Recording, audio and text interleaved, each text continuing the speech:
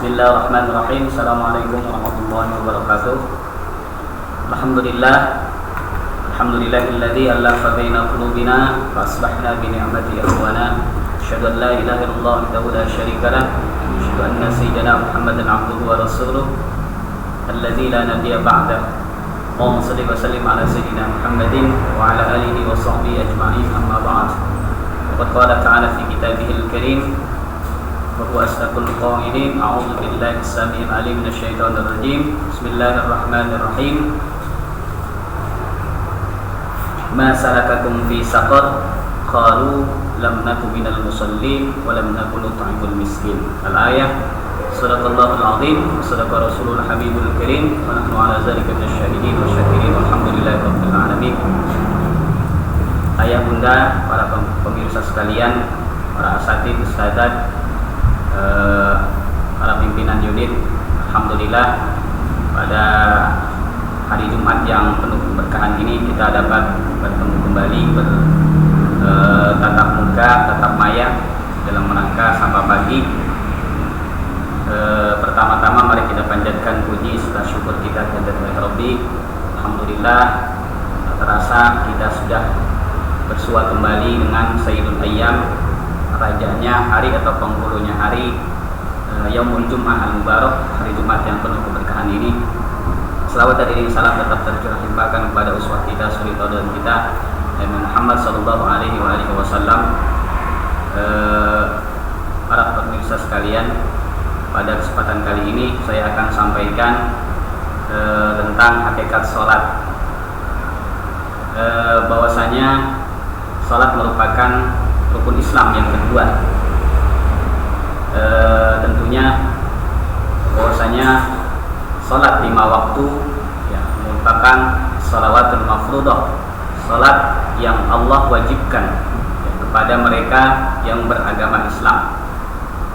Karena nanti bahwasanya sesuai dengan sabda Rasul bahwasanya awwalu ma yuhasabu bihil 'abdu yaumal qiyamati as-shalah, yang artinya yang pertama kali yang akan dihisab, diperhitungkan, dipertanggungjawabkan dari amal seorang adalah sholat. Jadi sholat penting sekali. Ya, tujuan kita sholat adalah sesuai dengan firman Allah Subhanahu Wa Taala, Inna sholata tanha 'anil fahsya'i wal munkar. Bahwasanya sholat itu dapat mencegah perbuatan yang munkar, yang keji dan munkar. Ya. Jika sholat kita belum membuat kita dapat melaksanakan atau meninggalkan hal-hal yang Allah larang dan melaksanakan apa yang Allah perintahkan, jika salat itu belum membekas dalam diri kita, berarti hakikat salat belum nampak pada diri kita. Bahkan di awal muqaddimah tadi Allah berfirman, "Ma salakakum fi saqar", yang artinya wallahu a'lam bi muradihi, apa yang menyebabkan kalian masuk ke dalam neraka sakor? Ya. Jawabannya qalu lam nakum minal musallin. Ya, kami dulu belum termasuk orang-orang yang menegakkan sholat. Walam nakunu nut'imul miskin. Yang kedua, belum memberikan makan kepada fakir miskin. Nah, itu yang menyebabkan seorang itu akan dimasukkan oleh Allah Subhanahu wa taala ke dalam neraka sakor. Ya, tadi ada dua. Yang pertama karena tidak menegakkan atau melaksanakan kewajiban, ya, yaitu sholat 5 waktu. Yang kedua tidak menganjurkan berikan makan pada fakir miskin. Nah, itu inti dari sholat. Ya. Sholat yang kita ketahui atau as-shalawatul mafruḍah, sholat yang wajib itu ada 5.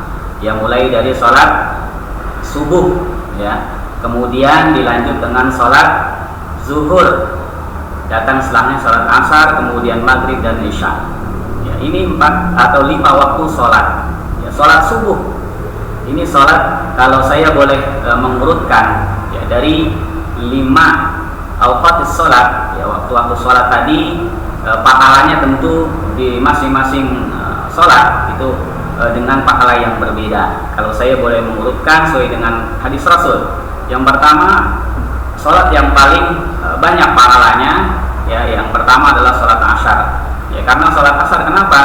Karena seorang akan masuk surga jika ia melaksanakan sholat di waktu barat, yaitu di waktu dingin.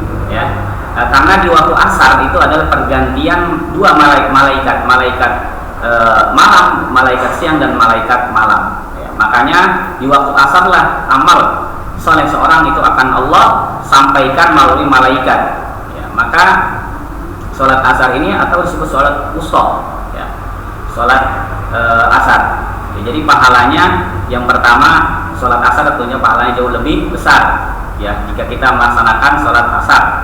Ya, karena di situ Allah akan jamin masuk surga bagi mereka yang sholat di waktu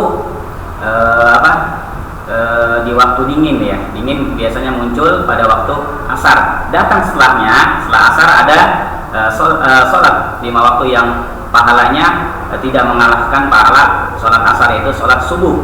Ya, karena sholat subuh, sholat ini adalah sholat tentu yang memiliki pahala yang besar. Ya, bahkan 2 rakaat qobliyah sebelum subuh Allah akan berikan pahala yang seluas langit dan bumi.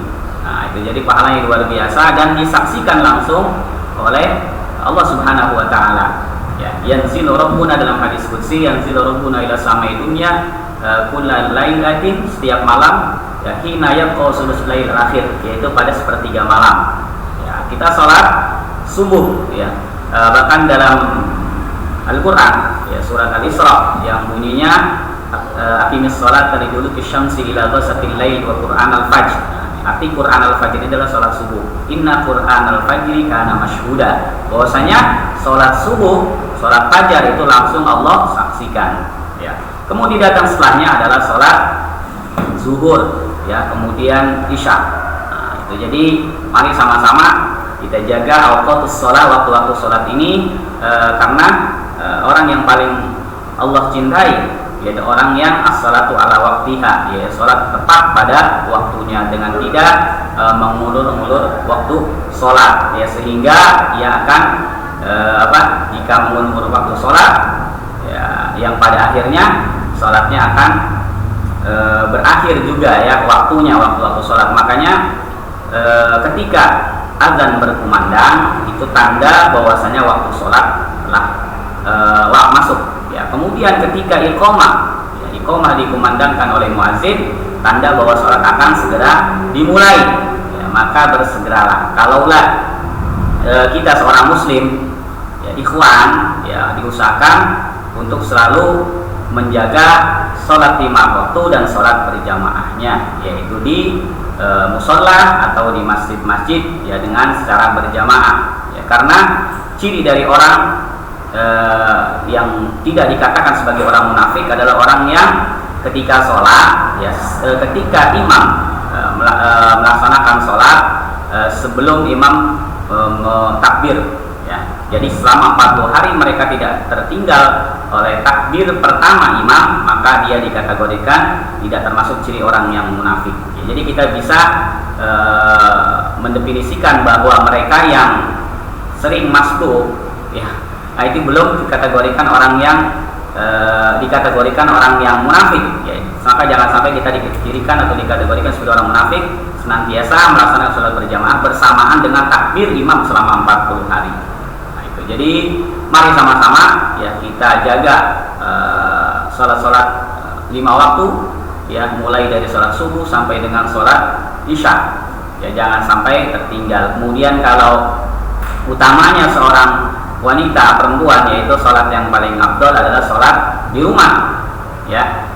Coba kalau seorang wanita melaksanakan sholat berjamaah di musola atau di masjid, tentu membutuhkan waktu perjalanan dari rumah ke ini. Jadi lebih utama sholat seorang wanita adalah sholatnya di rumah, ya, atau paling dekat dengan tempat tidurnya. Nah, itu. Jadi kalau seorang laki-laki atau muslim, ya, sebaiknya untuk melaksanakan sholat berjamaah. Itu tentu pahalanya jauh lebih besar ketimbang sholat munfarid sendiri. Ya, itulah keutamaan sholat. Ya, semoga sholat kita ini akan mencegah kita dari perbuatan keji dan munkar. Akhir kalam, hanya ini yang dapat saya sampaikan, semoga bermanfaat. Wabilus untuk saya pribadi dan umumnya bagi para pendengar sekalian. Akhir kalam, in uridu illal islam astagfirullah wa taufiq illa billah alaihi tawakkaltu wa ilaihi unib. Subhanakallahumma bihamdika asyhadu an la ilaha illa anta astaghfiruka wa atubu ilaik. Wassalamualaikum warahmatullahi wabarakatuh.